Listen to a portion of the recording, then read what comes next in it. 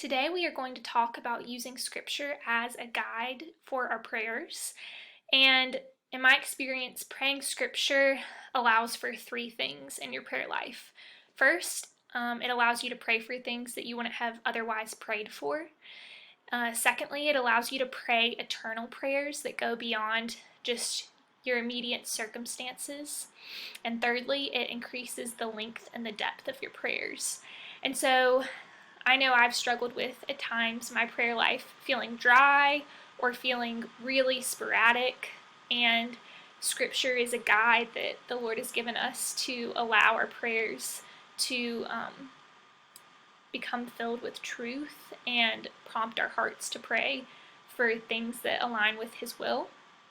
And so I'm going to talk about just the way that I have used scripture as a prayer guide, and this is just a tool in one way. It's not the only right way.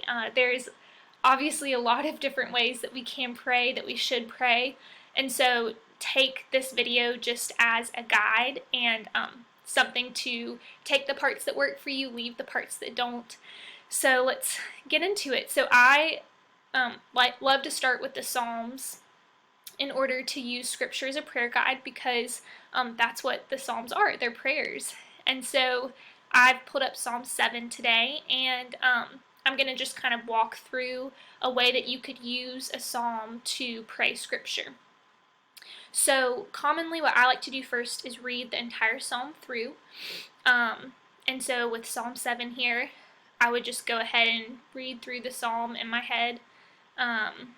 And then after I've read through the psalm, a tool that I have found that I really like to use it's called The Treasury of David by Charles Spurgeon, and it's an entire treasury of resources that take you through the Psalms. So I'm just going to show it to you in case it interests you. There's one for every psalm, so I'll go to Psalm 7. And they can be lengthy, so depending on the amount of time I have or how well I understood the psalm that I was reading, I do like it because in the beginning it'll give you just a background on the psalm, and it'll break the psalm up, the division right here, into the different sections of the psalm. And so that can be really good if you're using this in a group setting, to just kind of have a frame of reference of the different verses that go together. And then it takes you through, it's an exposition, so it takes you through verse by verse, and he literally explains the different verses. And so you can see just for verse 1 here, it says, David appears before God to plead with him against the accuser, who had charged him with treason and treachery. The case here is opened with an avowal of confidence in God. Whatever may be the emergency of our condition, we shall never find it amiss to retain our reliance upon God. And in italics, you can see the different pieces of that verse. O Lord my God, mine by a special covenant, sealed by Jesus' blood.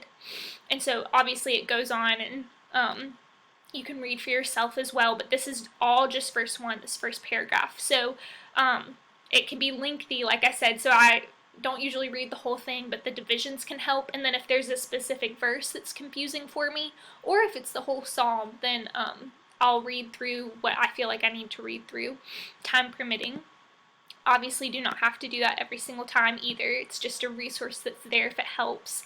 But I found that if I do go through and study the psalm before I pray through it, it also helps my prayers become just deeper and more meaningful. And so then after I've read through the entire chapter and studied the parts that I need to have time to study, then in order to actually pray through the psalm, or whatever scripture, obviously it doesn't have to just be the Psalms that you use as a guide. I'll go back, and here's kind of my method. And so, like I said earlier, this is just one tool or one way to use scripture as a guide to prayer. It is not the only way. And so, take what works, leave what doesn't. So, I would read the verse aloud. And I usually would read maybe one verse at a time, or if there's a couplet that goes together, read until it makes sense to stop. So I'm just going to do that. Verse 1, Lord my God, I take refuge in you. Save and deliver me from all who pursue me, or they will tear me apart like a lion. and rip me to pieces with no one to rescue me. So after I read the verses aloud, I stop and pray whatever comes to mind. It can be as short or as long as you make it. And so I would pray, Lord, you are my refuge. You make me feel safe. There are these certain circumstances in my life right now that I feel like are trying to weigh me down, these temptations that I need deliverance from. And I feel at a loss here. I feel like there's no one to rescue me from them. And I'm at my end. I need you. And the second that your mind starts to wander, you start to get bored, you start to think about dinner or work or whatever else usually tries to invade our minds when we're praying, and get us off track, you immediately go ahead and just read the next verse aloud. And you use it as a prompt. And you just work through and increasing the depth of our prayers, recognizing that prayer is a good thing, but it's also a discipline. It's not easy. And so you probably already know that if you're watching this, and if you don't, if you haven't heard that from someone else before, just take comfort in the fact that it's okay if praying feels hard and feels tedious or can feel difficult at times. And so if we're trying to run a marathon, recognizing that I wouldn't set out if I haven't run in years and go try to run 20 miles my first time running. I would start small. And so recognizing that our prayer life is a discipline and that you can start small. So I found that it was helpful for me to set a timer on my phone and aim for a certain amount of time. I'm going to pray for this amount of time without stopping, without wandering.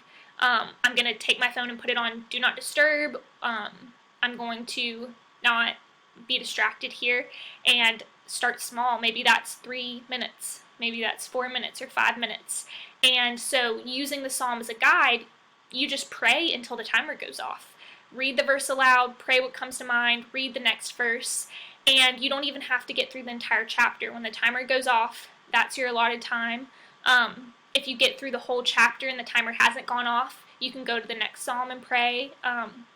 And so just giving yourself the freedom to really be in the moment, to not be distracted, to not feel like you have to get through a certain number and then you're stopping. If you spend the entire time on one verse, that's awesome. If you get through, like I said, the whole chapter and have to go on to the next chapter, that's awesome too. It allows you to really be organic and use the scripture that's right in front of you and be in the moment. So that is how to use scripture as a prayer guide, and I pray that it is beneficial for you and that the Lord uses His word to prompt your heart to pray for things that are of Him.